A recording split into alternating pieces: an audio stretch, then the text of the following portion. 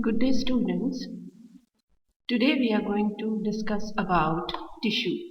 Now, what are tissue or how will you define tissue?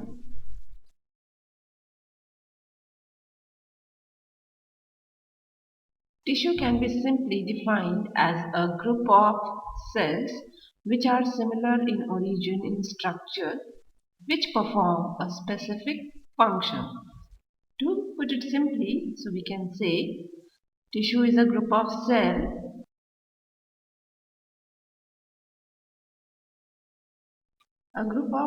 similar cell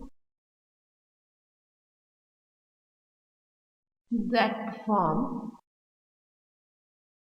a specific function.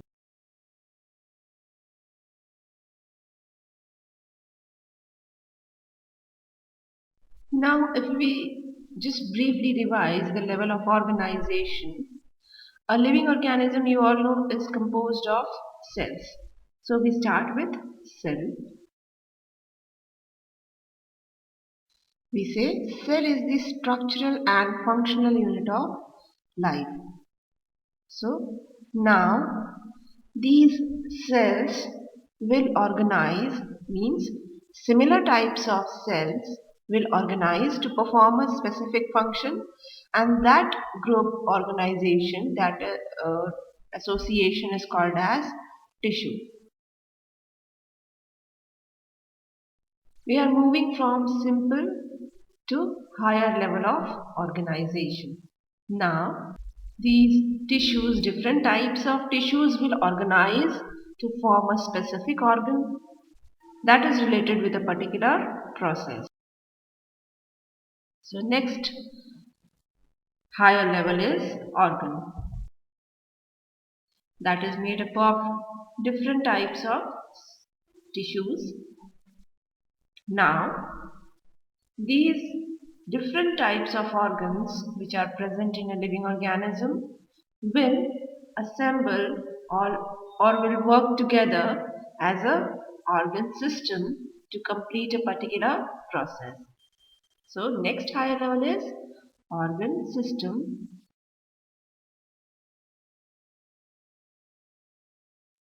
Now different types of organ system will form a complete living organism.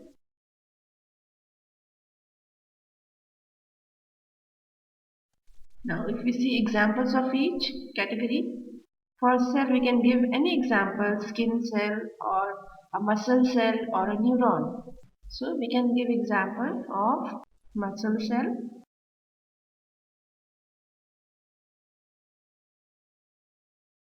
Now coming to the example of tissue, we can give an example of epithelial tissue or muscular tissue or blood or bone. These are all examples of tissue. So we write example of blood. Blood is also, we can also give example of bone. Now coming to organ, here we can give example of skin or a stomach or a heart. These are all the examples of organ.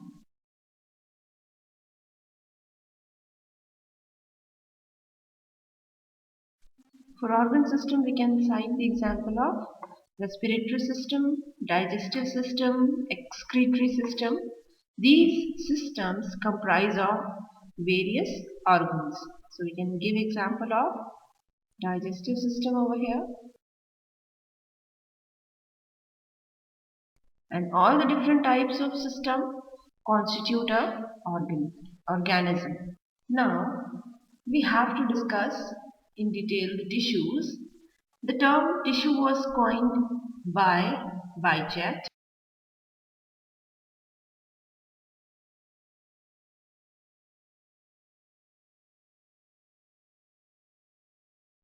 and the branch of science which deals with the study of tissue is called as histology.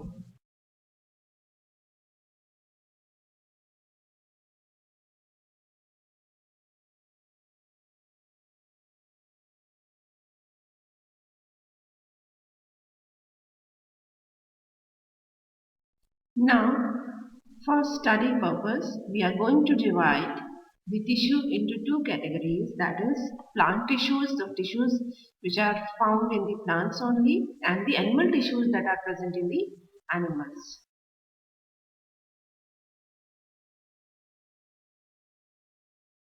In today's lecture, we are going to start with the plant tissues.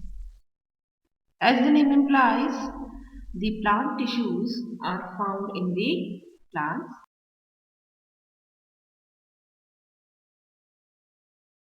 Now, if we talk about plant tissues, we will divide it into two categories. That is, they are mainly of two types.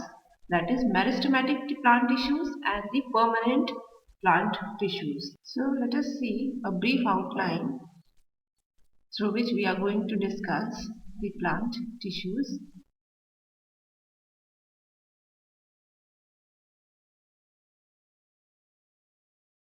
The first type of plant tissues are the meristematic tissues.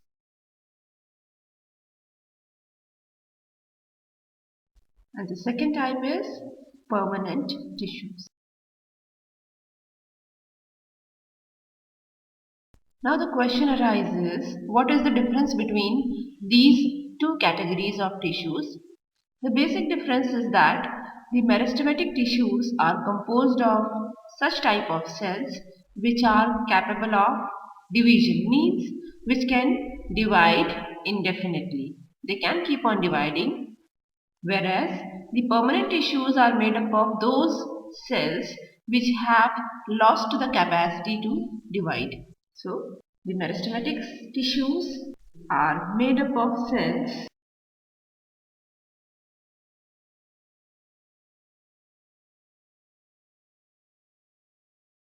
that can divide,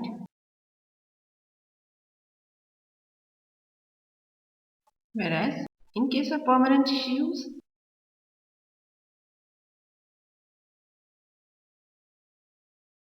cannot divide, or those which have lost the capacity to divide.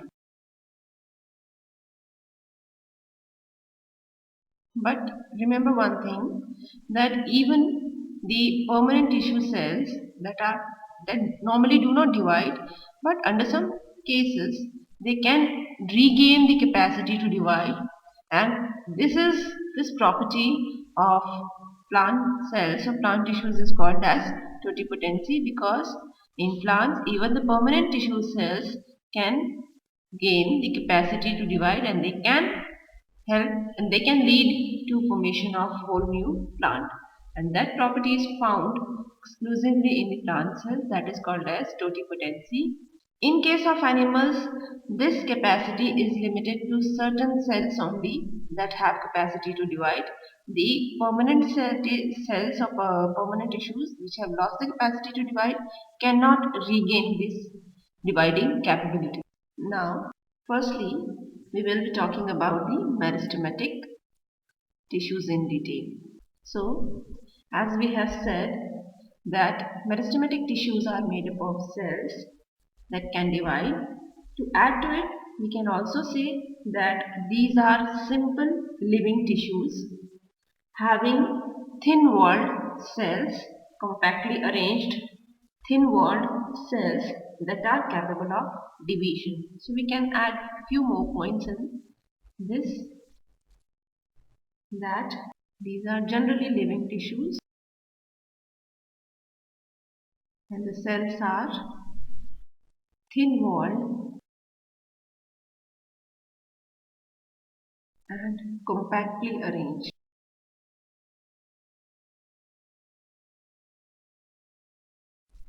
And the cell wall is exclusively made up of cellulose. So they have primary cell wall. And you all know that primary cell wall is made of cellulose. Now coming to the other features, since I said that the cells are compactly arranged, which means that the intercellular spaces are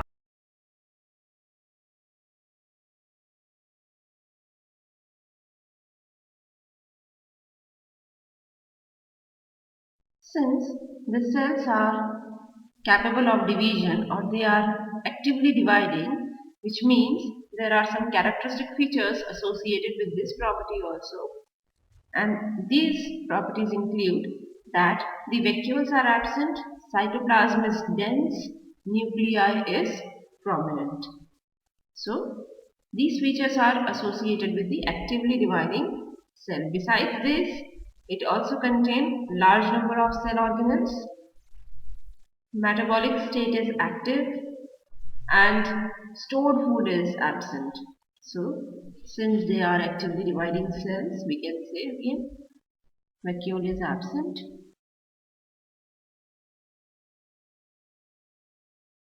cytoplasm dense, prominent nuclei,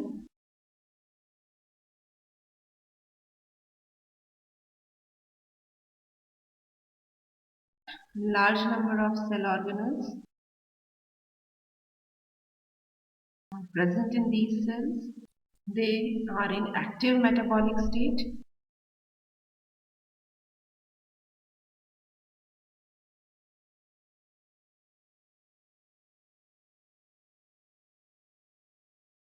And stored food is absent.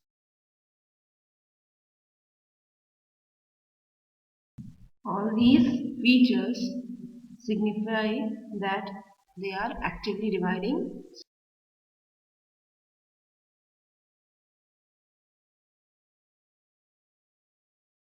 Now, where the meristematic tissue is found in plants, so their place of occurrence is the growing regions, which means the tips, especially the root tip and shoot tips.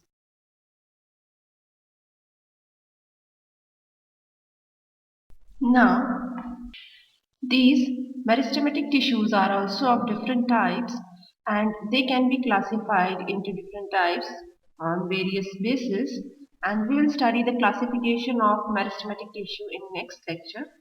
That is all for today. Have a good day.